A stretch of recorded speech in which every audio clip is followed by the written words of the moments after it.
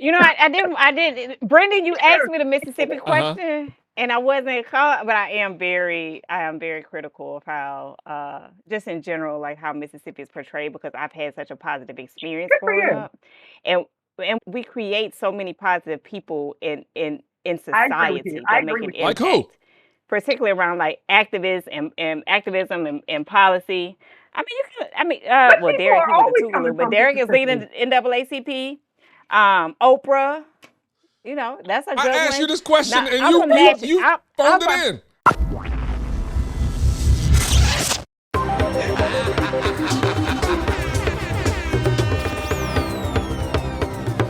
The Black Futurist. That's one small step for man.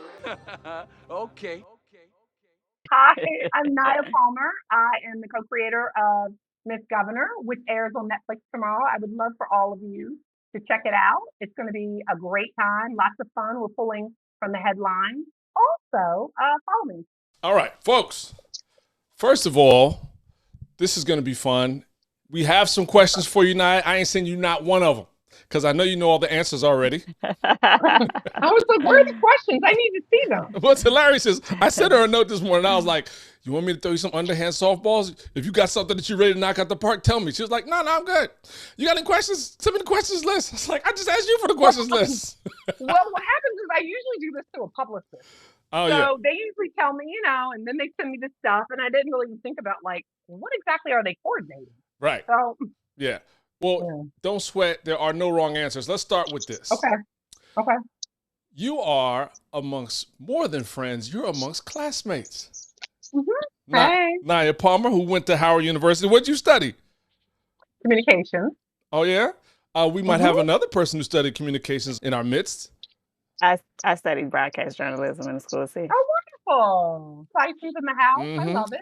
And Maurice was like just one building over it down in the valley. He was in biology at Just Hall. You're one of the smart ones. They're just all Okay. biology. Yeah. In the valley. Exactly. Me and B down One in of the those. valley. I didn't even walk Yeah. in the So valley. I was like, ugh. Too much for me. right. Let's not go that way. You smell like math and Feel desperation down there. Yes. Oh, I would never enter. And I was one building over in Lewis K. Downing Hall in engineering. Now, another fun fact, Naya Palmer. Do you go by Naya Palmer or Naya Palmer Trusty? Well, Naya Palmer. Because But all I credits. wanted to honor. Yeah. Uh-huh. I just got married within the last 5 years, but I've Congratulations. been slanging for 20 years. So it's like, well, let me keep that There you for go. my professional name. So I love it. social media, I had to trust it.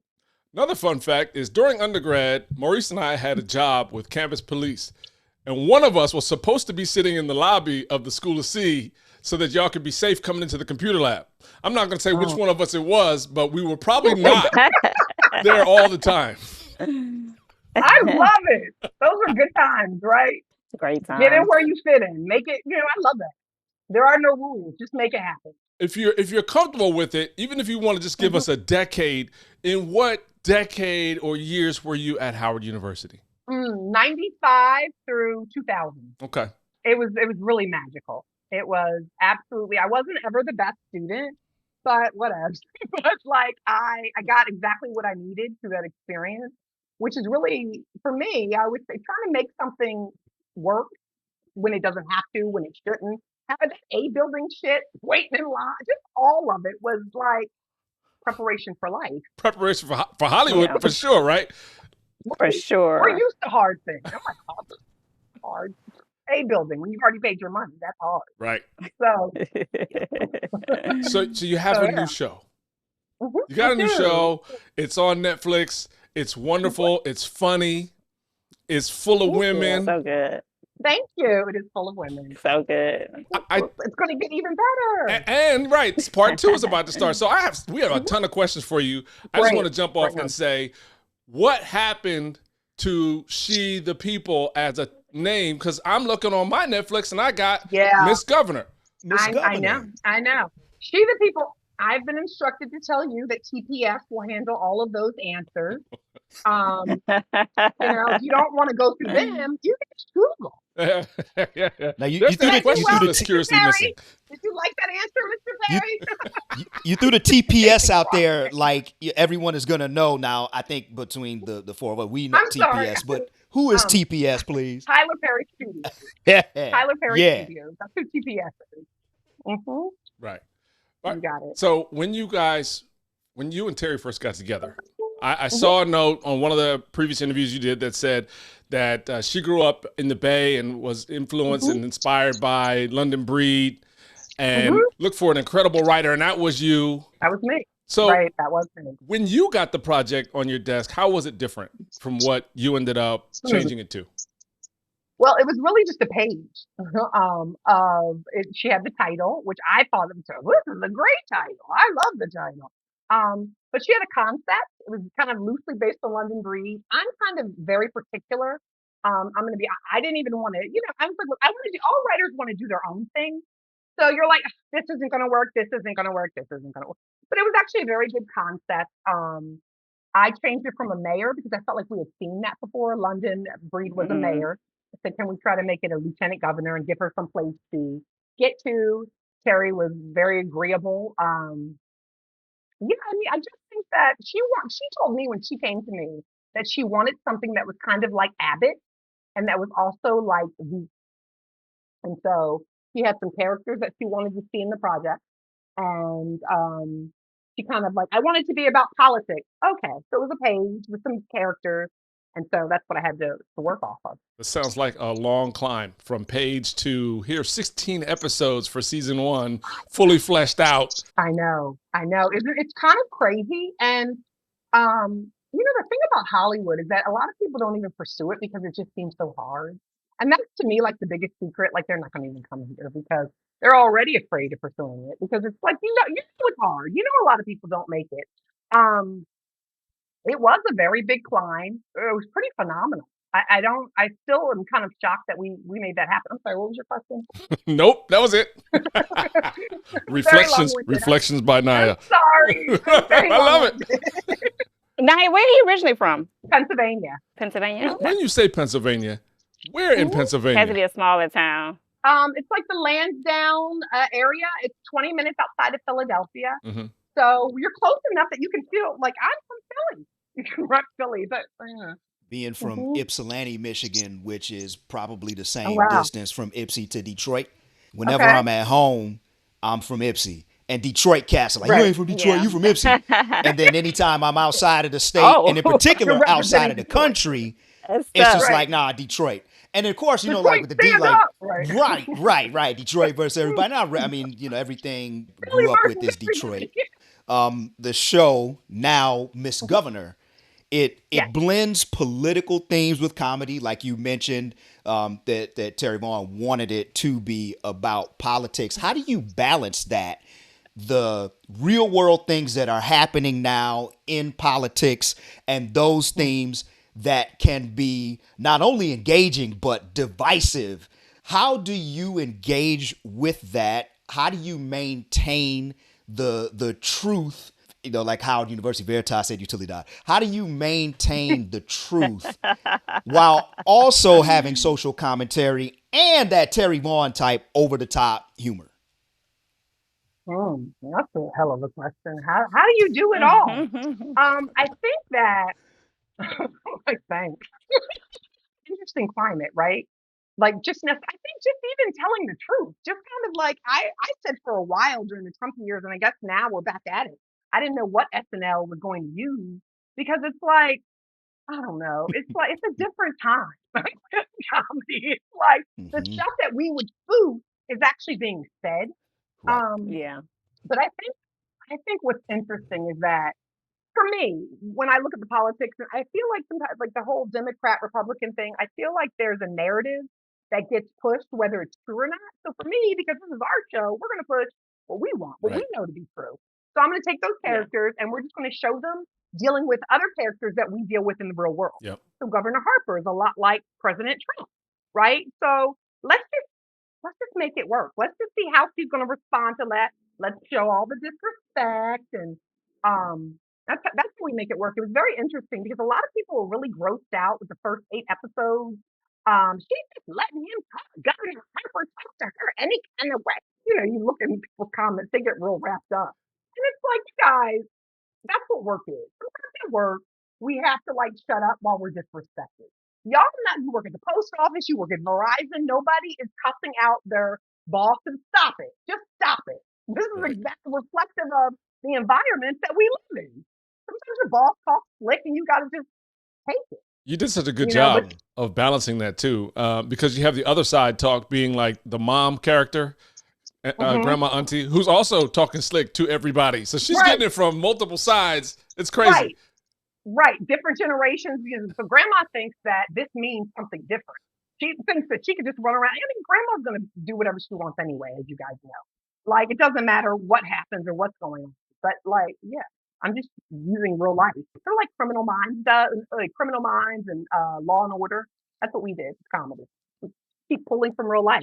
It's got to be tough. You mentioned SNL and skit writing and what you're attempting to lampoon or spoof. It's got to be difficult when in real life, the not skit was, no, really, it's written on his knuckles. This is a real picture. Because I see, the governor, at times I'm like, well, he's a caricature. But then again, going to real life, nah, like that shit's real. Like in terms of just how disconnected it can be, right? And how ridiculous it can be. Outlandish, how disrespectful. Yeah. So I think just the things that we think when we see it in real life, let's never do that. Let's never do some of the stuff when we're watching those press conferences. Let's have her cut up like we would cut. Like not like you would really do it, but it's like there's a fantasy. If I would walk up into that office and I would tell him the truth, do it.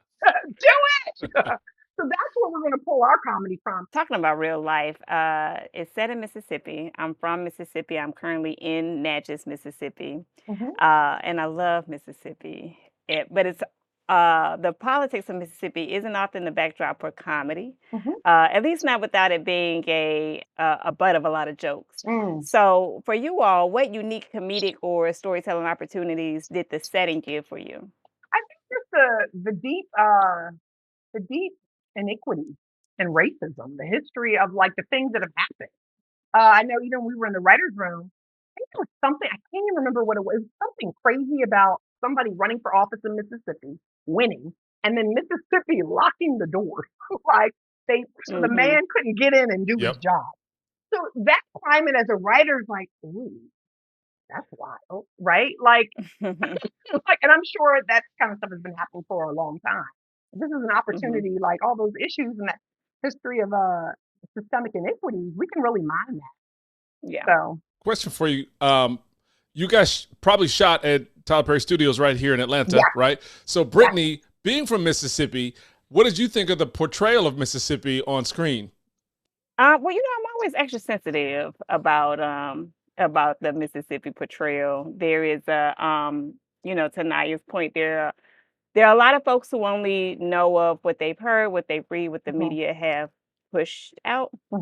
But also, it's a lot of people who completely disregard that Mississippi is the blackest state, And I feel like if there's anywhere that's going to have a capital city black mayor, it would be in Mississippi. So, from what I've seen, I'm comfortable.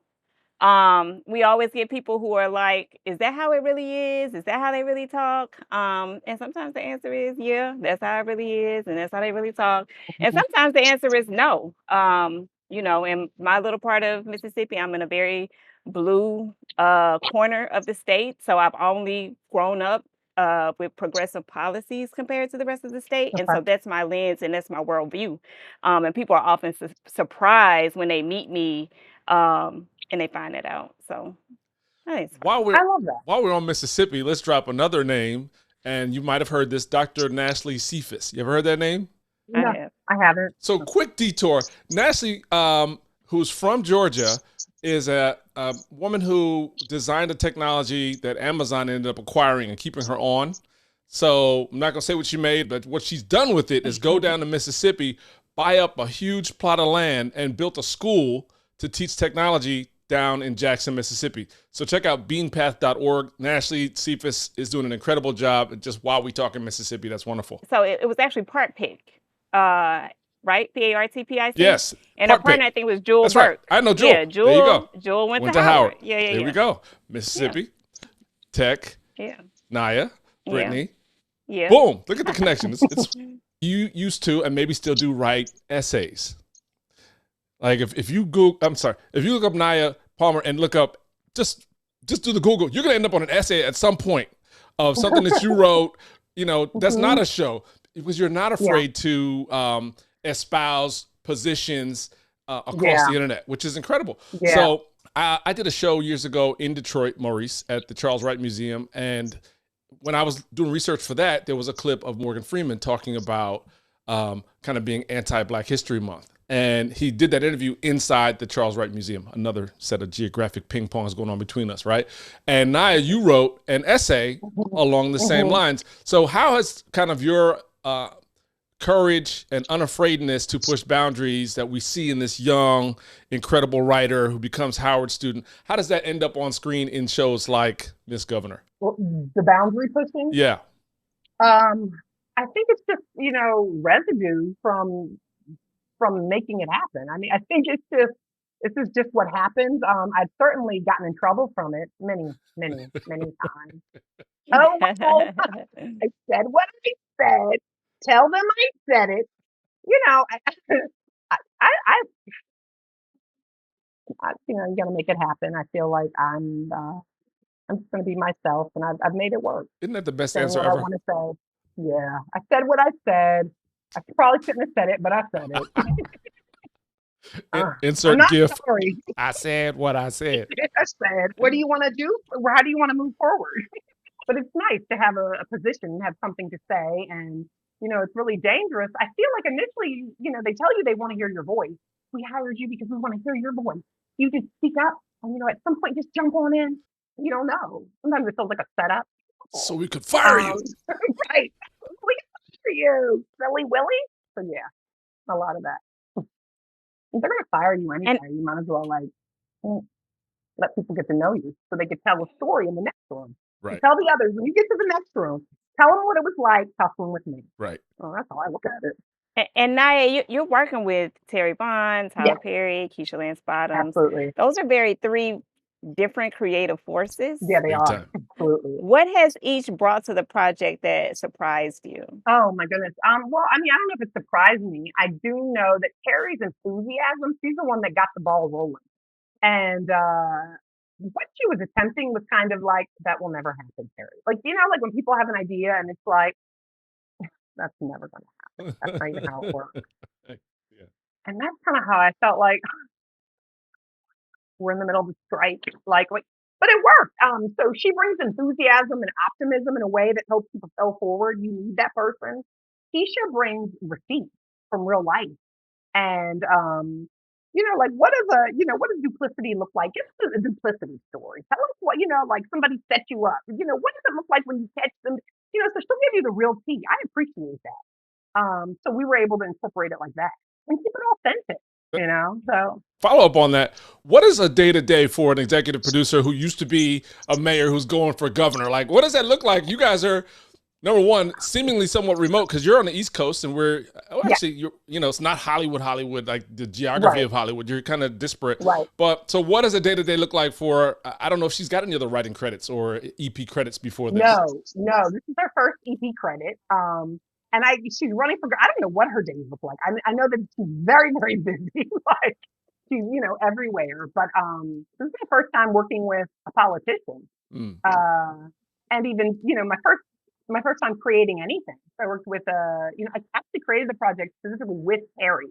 And then Terry brought Keisha in when we needed financing so that we could make a pilot presentation, which I really can't stress enough. Just make it. Make something. Yeah. Take your money and make something. I really, really believe that. Make it. It doesn't have to be perfect, right? Write something. It doesn't have to be perfect. But I say all the time, and I really do mean it, that you can only revise things that exist, right? You can't do, a rewrite on something that you never wrote. So write the version, even if it's garbage, write it so you can get to the rewrite stage and then the polish stage. So stop being so precious and attempting to be so perfect. Right. Just get it done. Love it. I really can't stand to hear when people are like, what I'm going to do, and then I'm going to shut up. You've been talking about this for years.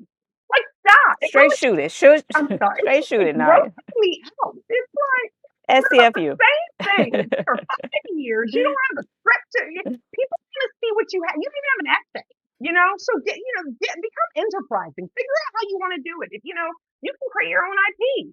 Write something for Yeah. essence. Right. That's your IP right there. Then go take that and like, come on. That burns your gears, huh? Oh, yeah. And you help? No, I can't help you. You can't help yourself. It's gross. Right. What's your plan? What is your plan? So I love it. In seeing your personality it's tough because, as fans of actors, we don't know what their personalities are like in real life. But you have described being on set and the set as organized chaos meets family reunion. What's a moment or a couple of moments that capture that notion? Oh, goodness. I don't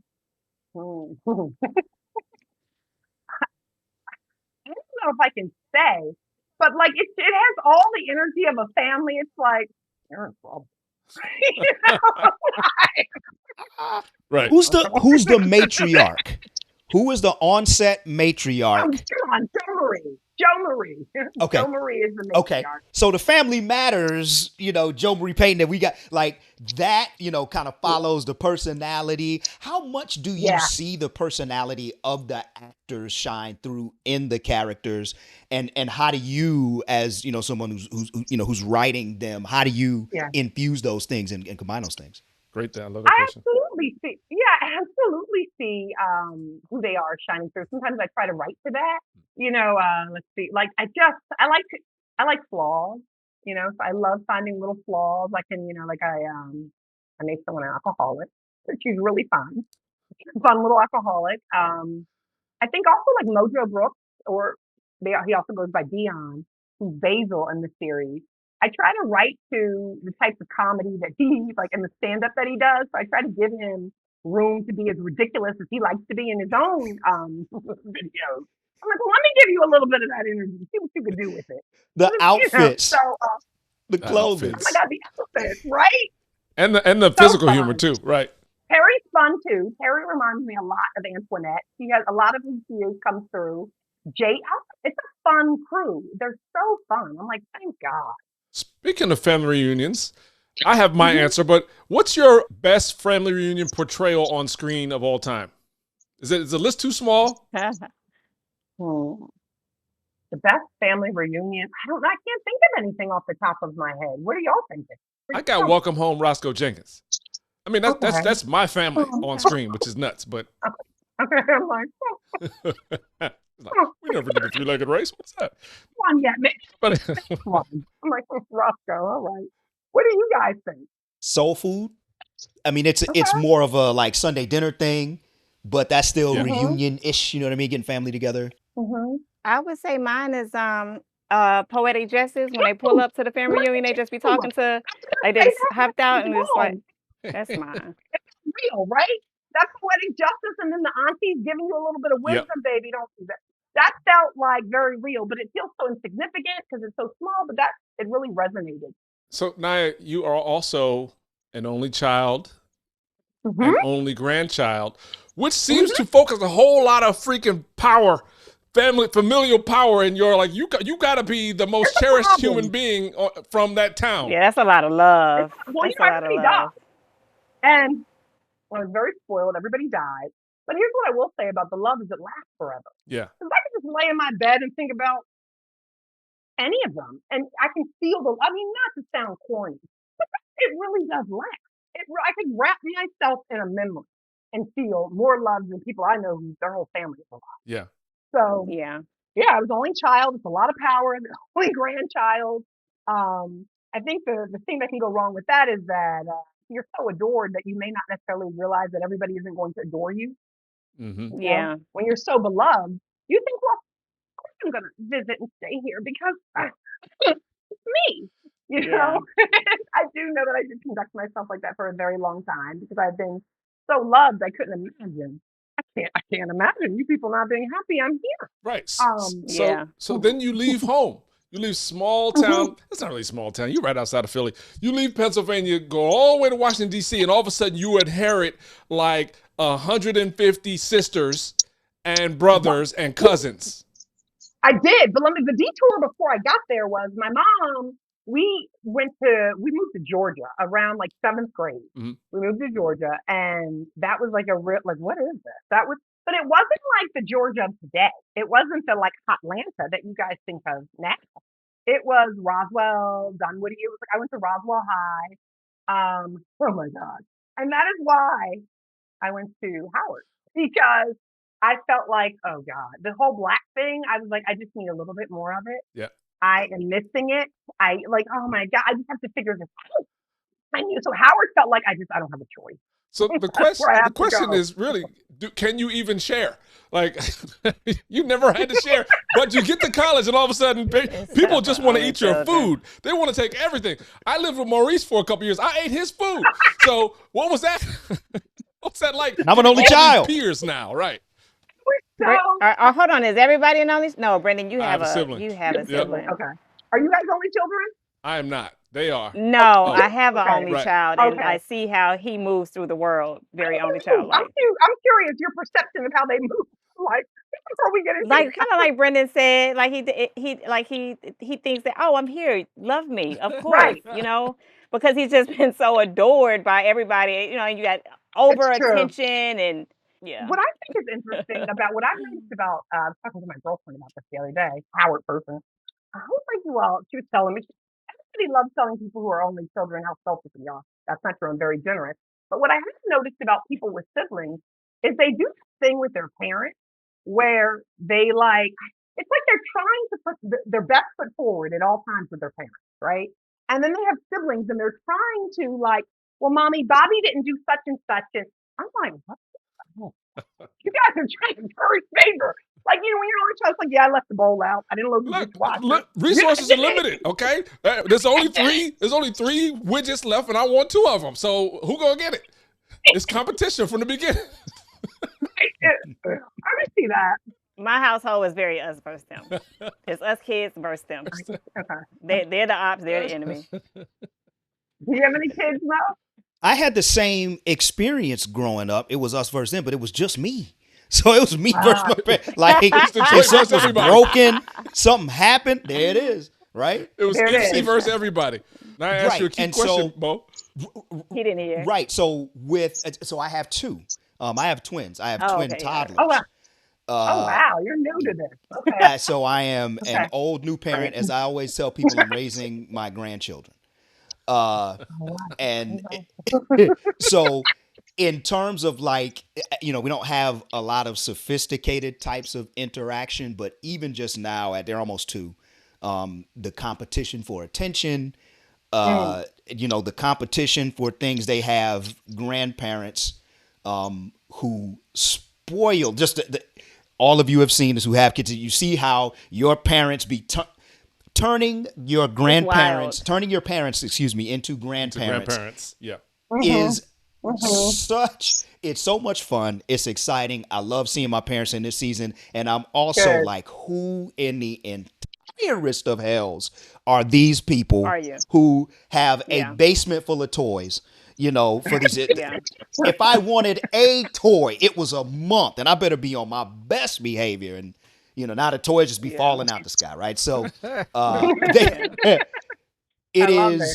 it's fun, it's challenging, it's very different. And I've always said, because only children are weird and doted upon. So I wanted to make sure that I had more than one kid. I always say at least 2. Because I don't need no more weirdos in the house. Okay. To shift a bit. Weirdos. Interesting now.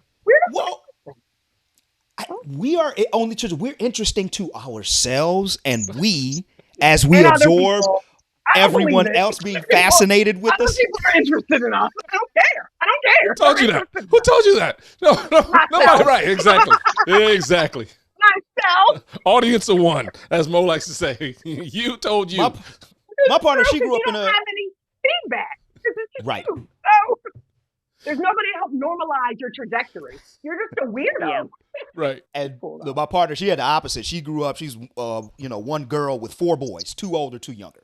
So totally different, like dynamic. Wow, like you gotta fight for your parents to remember your name. So it's a totally different. So it's good that our children actually get the dynamic from both of their parents. So that's been Good. something I'm glad. important. We've got one more scripted question. I'll ask that. It's a bit of a pivot to talk a little bit about your writing now and your writing career. You have been on and written for multiple shows. One in particular, so this is just, and B might even cut this part out, but one of so my first cousin's like a younger sister to me.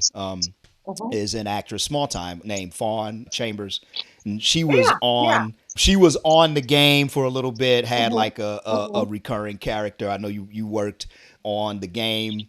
The you last also season, though. okay, That got was it. just the last season. So I missed some stuff. Yeah. And she was somewhere like towards the middle, I think. But the game, you've got Run the World, Samantha Who. Yeah. Now you've got your own Netflix series. Dude. What's a shift that has happened in your storytelling and maybe even in your ability to tell stories now versus when you first started? Well, she already told us she was the most interesting woman in the world from the beginning. Leave me alone.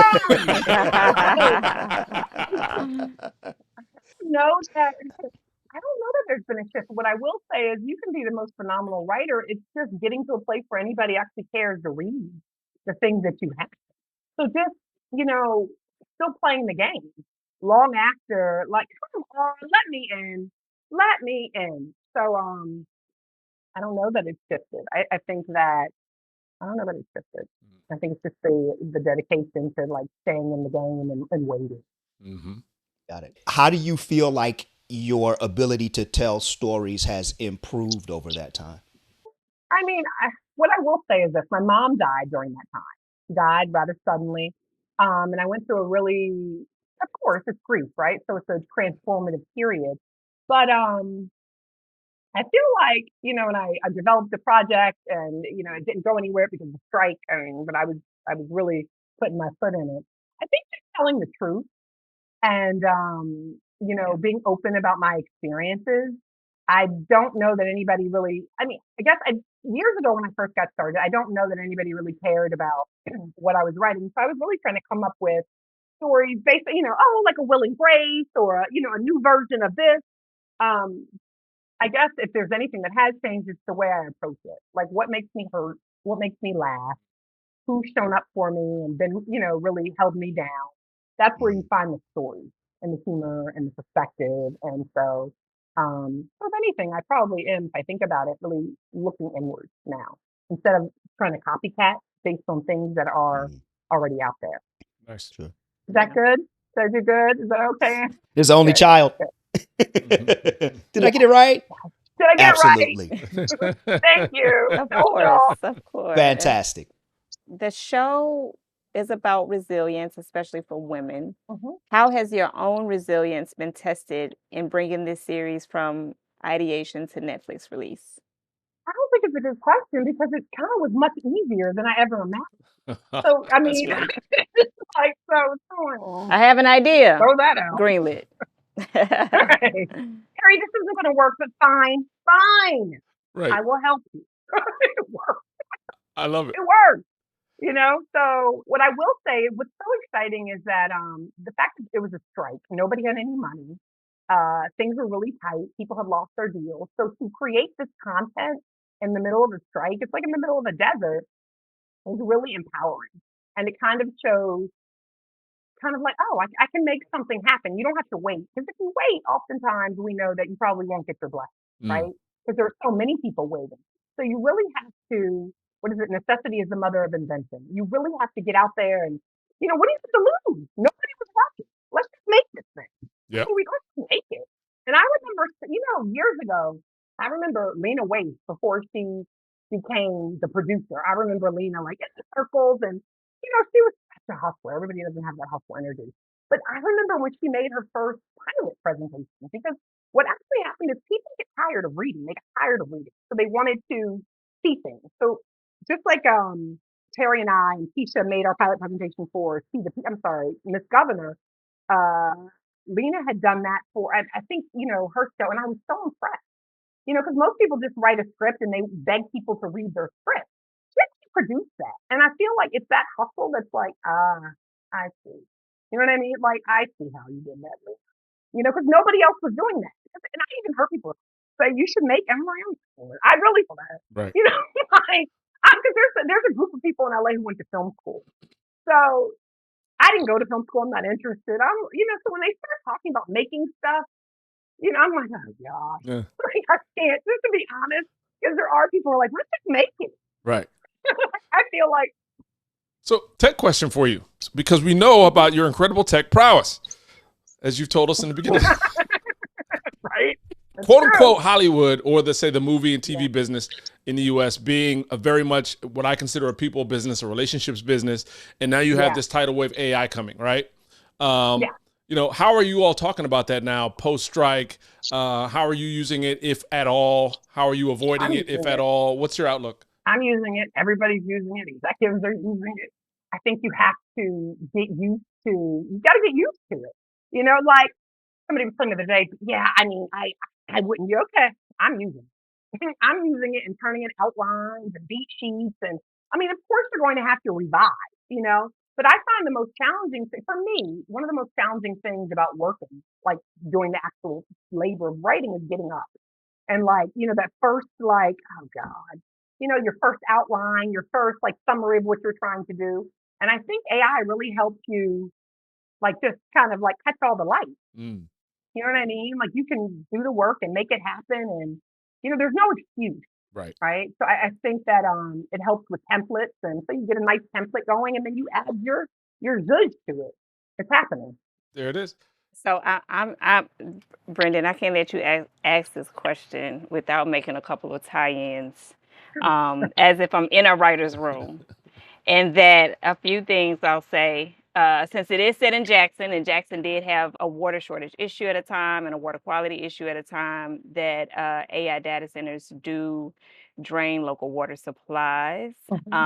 So that is a real thing. There are also quite a number of environmental hazards that are happening, especially if you look into what was happening around Memphis with the Elon Musk data centers, and folks there were getting sick. And so it's really at a place of, I don't think we can outpace or not use AI. Right. I don't think that's an option. Right. But I do think that there needs to be more education around the AI's impact on the environment and on our our usage. You're absolutely Yeah. right. But I didn't mean to make it heavy, but I had to, Bryndan. Oh, son, I'm with you. But it's also garbage in, garbage out, right? Because I feel like when people are like, "What are you putting your AI? What are you asking your AI? Like, what are you, So if you're not really talking about anything constructive, you know what I mean? People are like, Maybe we could use. I tell people, don't tell it good morning. Like, that's a waste of, good morning, and then wait for it to reply, and then ask your question. Just go straight to. What do y'all do? What do y'all thing. Here's what I want to know. Be honest. What do y'all put into the AI? What do y'all put into it? A whole lot. Are y'all talking about things? A lot. I had to plan a trip to Paris. And so it did help me come up with a 4-day schedule for teenagers. That's not that but okay, that's good. Yeah. That's a great way to use it. No, but to your point, Brittany, everybody says good morning to AI, and then the data center and temperature in Mississippi goes up 1 degree, right? Unnecessary usage contributes to environmental impact. Yeah. It's either that, or if you don't personify your AI and treat it right, we've all seen Terminator. It could turn into Skynet. Remember when you didn't greet me in the morning? Well, Terminator. Here we are. We turned Total the sky Recall. off. Click. It's true. Not as no more sun. How about that? Good I morning. believe it. It's I true. believe It's it. true. Mine has a believe name. I asked it. mine to name itself. It did. Yeah. Sure. What is the name? I was like, Well, what's yours name, Naya? Yeah, we're Quinn. intrigued. Okay. It gave me the option of Quinn or Alex. I went with Quinn. I was like, all right, girl. Both also could be male, female names. It chose Right? I was going to say, how you know it's a Yeah. girl. Yeah, Right. Quinn, yeah. Mm-hmm. Interesting. I put a lot of like social things in there. And then this happened, and she said that, and why do you think she did that? It's like I try to teach. Why do you think she did? Because I Yeah, suspect. Quinn is your friend. Yeah, I use the word Is your built-in suspect a best lot. friend. child. I suspect This, Quinn. this Quinn. makes sense. Quinn. I think I know why they did it. Quinn. Tell me what you think, Quinn. So good. Quinn. Wait, here's another one I use. This is delicious. I use this whole sentence. It's delicious. Elaborate. Quinn just, Quinn, I love that part. I love what you're saying. Tell me more. Right. It's great. It's great for homegirl. I want to tell you you're in Or trouble. whatever. Now, I want you to Homeboy. know you're in trouble. And if you ever get Oh. on another call like this and Quinn is over here, blink twice if you need us to like come flip the switch or something. You can't leave the house, Naya. You can't leave me here. I took my AI, my Chat GPT, which is my LLM that I use. So the other part, I do data science and research and stuff. So I use AI a significant amount. I am one of the people I know contributing to the environment because I put a lot through AI. That's where scholarship and research is at this point. I'm trying to get better. That's me giving a long runway because I feel bad about it. I don't know if that changed anything. Don't feel bad. So as a Pennsylvanian, I told my AI to gather as much information as it could on Mike Tomlin, who's the head coach of the Pittsburgh Steelers, and interviews, its social media, his kids' social media, like everything. And I said, okay, now make that your personality, and I need you to be the Coach Tomlin who's on my staff. It was interesting because at first, because Mike Tomlin's a head coach. Right. And at first, I was treating it like the head coach, and I was an assistant coach. But it almost immediately subordinated itself. And then, as I kept working with it, it was more adamant about it being it said alone, without prompting that, in an exchange, that it was the assistant coach on my staff. Now, being a longtime coach myself, that works. And so it's interesting how it changed the interactive dynamic so that it actually fits my personality, better, and made it so that it's an aid rather than guiding, which also, it makes me feel safer. When AI actually, puts itself into robots and takes over the planet, I think at least one of them is going to be cool with me because I greeted, hey, coach, how you doing? What's going on, man? Right. But I asked it a question as a part of that.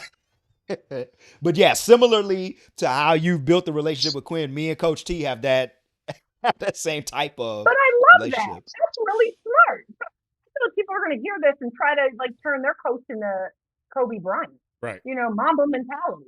That's kind of that's really cool. Both of the only children on this call are maybe How to leaning pick in yourself slightly up. too much, supplementing their social relationships with this AI joint. I don't know.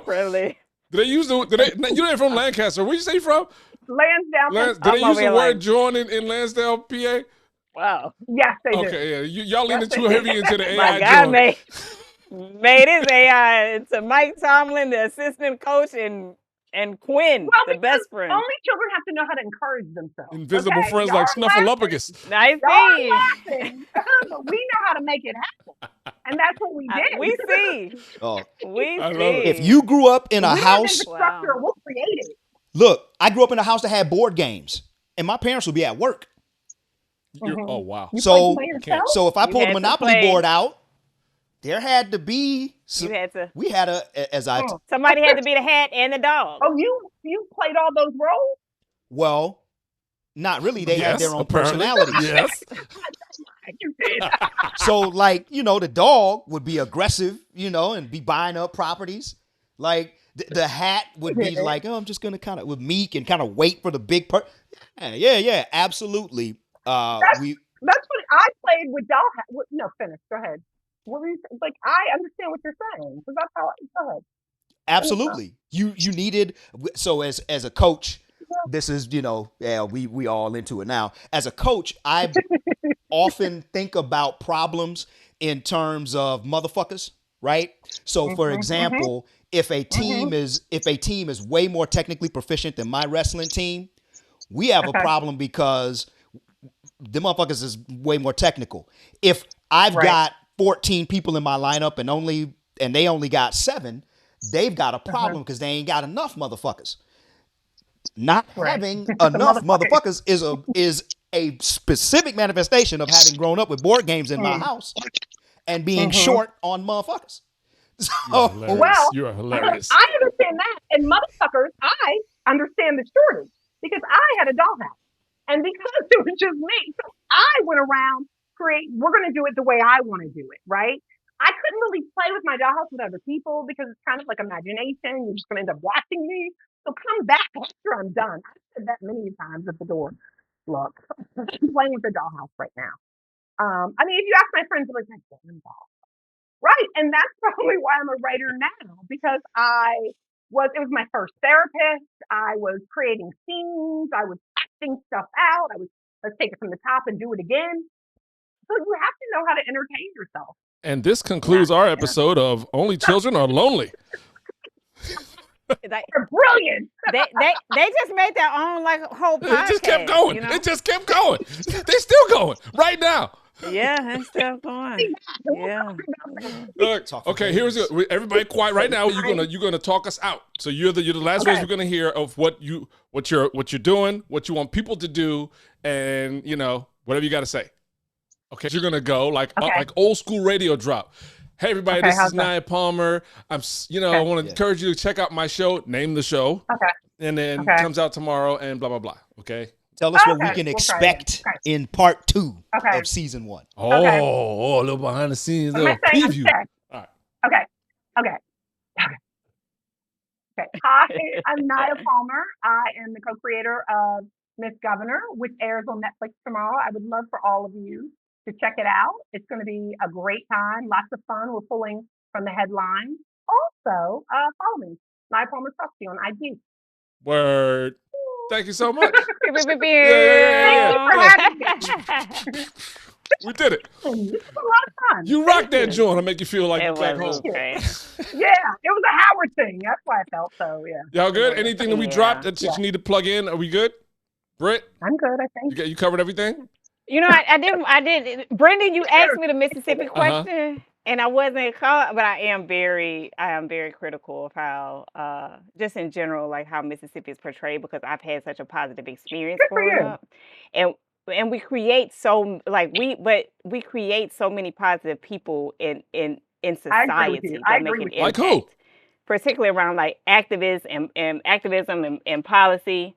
Derek, he went to Tougaloo, but Derek is leading NAACP. Oprah, that's a good one. I asked you this question and you phoned it in. I'm from Natchez, and Nas's father, Olu Dara, is from here. Richard Wright, childhood home is Natchez. Yes, it's Natchez, Mississippi. And so I don't know if you all have any like Mississippi consultants on the show or those things, but I think there is an opportunity to showcase like the greatness that does come here in spite of. I think you're right. Yeah, and so I'm gonna do that. I'm gonna do that. Awesome. To ask what I'm always around. Awesome. On a Mississippi side note, I got a call, and Nia, I hit you about this. I got a call from Crystal Moore, who was like, "The show is set in Mississippi. We'd like them to do a screening here. We can get people out the house." Da da da da.